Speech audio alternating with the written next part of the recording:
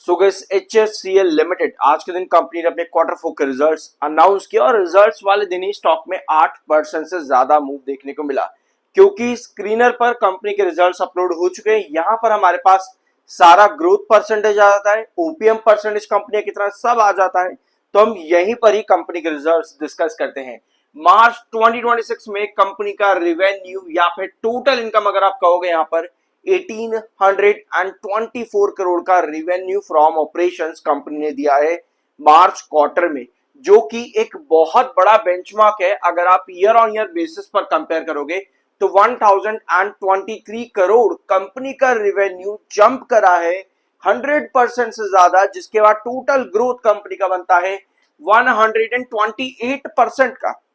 और ये consecutively second time है कि कंपनी ने अपना ग्रोथ पॉजिटिव के अंदर दिया है। वेयर आज इसके पहले अगर आप देखोगे तो कंपनी लगातार नेगेटिव ग्रोथ परसेंटेज दे रही थी, और आपको मालूम है नेगेटिव ग्रोथ परसेंटेज मींस कि शेयर में आपको गिरावट भी देखने को मिलेगी। और अगर आप इसके चार्ट पैटर्न पर देखोगे, लगभग एक साल का चार्ट यहां पर करते हैं, तो आप लोग को नजर आएगा कि जब कंपनी नेगेटिव ग्रोथ दे रही थी स्टॉक भी यहां पर पूरी तरह से गिरा पड़ा था। लेकिन दिसंबर का क्वार्टर और मार्च का क्वार्टर, ये वाला क्वार्टर भी कंपनी पॉजिटिव ग्रोथ पर आई, तो दिसंबर क्वार्टर आपको रिकवरी मिली, इतने बड़े डंप के बाद रिकवरी मिली। और आप साथ में मार्च का quarter company already out perform कर रही थी मार्केट को भी, और आज भी मार्केट को आउट परफॉर्म करते हुए 8% से ज्यादा का मूव दिया है HFCL लिमिटेड ने। तो कंपनी जिस तरह से परफॉर्म करेगी चार्ट भी उसी तरह से चलता है, और इस ग्रोथ परसेंटेज का इंपॉर्टेंस कितना ज्यादा है ये आज के दिन इन्वेस्टर्स को मालूम जरूर पड़ गया होगा, क्योंकि 20% उसके बाद में 5 से 6 गुना ज्यादा, 6 गुना से ज्यादा कंपनी का ग्रोथ हुआ है क्वार्टर ऑन क्वार्टर बेसिस पर। ओपीएम परसेंटेज 2% ड्रॉप हुआ है, 19% दिसंबर में था, अभी कंपनी ने आज के क्वार्टर में 17% का ओपीएम दिया है। खर्चे 1510 करोड़ के थे। ऑफ कोर्स अगर कंपनी इतना बड़ा बेंचमार्क दे रही है तो खर्चे भी बढ़ जाते हैं, लेकिन क्या इन एक्सपेंसेस का इंपैक्ट कंपनी के प्रॉफिट्स पर पड़ा है तो देख लेते हैं एक बार यहाँ पे। सो कंपनी के प्रॉफिट्स आए हैं कितने, 184 करोड़ के। ये है कंपनी के प्रॉफिट्स आफ्टर टैक्सेस 184 करोड़ के, जो कि प्रॉफिट बिफोर टैक्सेस में अगर आप देखोगे 228 करोड़ का प्रॉफिट बिफोर टैक्स था। लेकिन कंपनी का इस बार टैक्स परसेंटेज जो है 19% पे आया है, जो कि क्वार्टर ऑन क्वार्टर बेसिस 7% का ड्रॉप करता है। यानी इस बार कंपनी का टैक्स परसेंटेज कम हुआ तो प्रॉफिटेबिलिटी और ज्यादा कंपनी की बढ़ी। यानी कि पिछले साल कंपनी कहां पर थी, पिछले साल कंपनी मार्च क्वार्टर में -83 करोड़ के यानी कि लॉस के अंदर थी। पिछले साल मार्च में लॉस में थी कंपनी, और इस बार 184 करोड़ का कंपनी का प्रॉफिट है। तो ऐसे में ग्रोथ परसेंटेज कंपनी का पॉजिटिव जाएगा। और लगातार देखो यहाँ पर प्रॉफिट ग्रोथ परसेंटेज भी कंपनी का दिसंबर के पहले लगातार माइनस में नजर आ रहा था। अब इस तरह की जब कंडीशंस होती है ना तो कंपनी का ईपीएस बहुत खराब होता है और पी रेशियो उतना बढ़ता चला जाता है, यानी कि कंपनी की वैल्यूएशन खराब हो जाती है बहुत ज्यादा। और जब वैल्यूएशन डिग्रेड होगी तो शेयर में गिरावट भी मिलेगी। लेकिन पिछले 2 क्वार्टर में कंपनी का प्रॉफिट ग्रोथ परसेंटेज 33% पॉजिटिव, और अब भैया मार्च क्वार्टर के अंदर कंपनी ने 319% का पॉजिटिव प्रॉफिट ग्रोथ दे दिया है।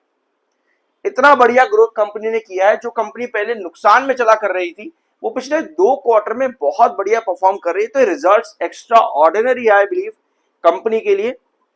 इसके साथ में डिविडेंड भी कंपनी ने अनाउंस किया है, 20 पैसे का डिविडेंड कंपनी ने फाइनेंशियल 26 में अपलोड कर दिया है। ये इन्वेस्टर्स के लिए भी अच्छी खबर है कि कंपनी ने डिविडेंड भी दिया है।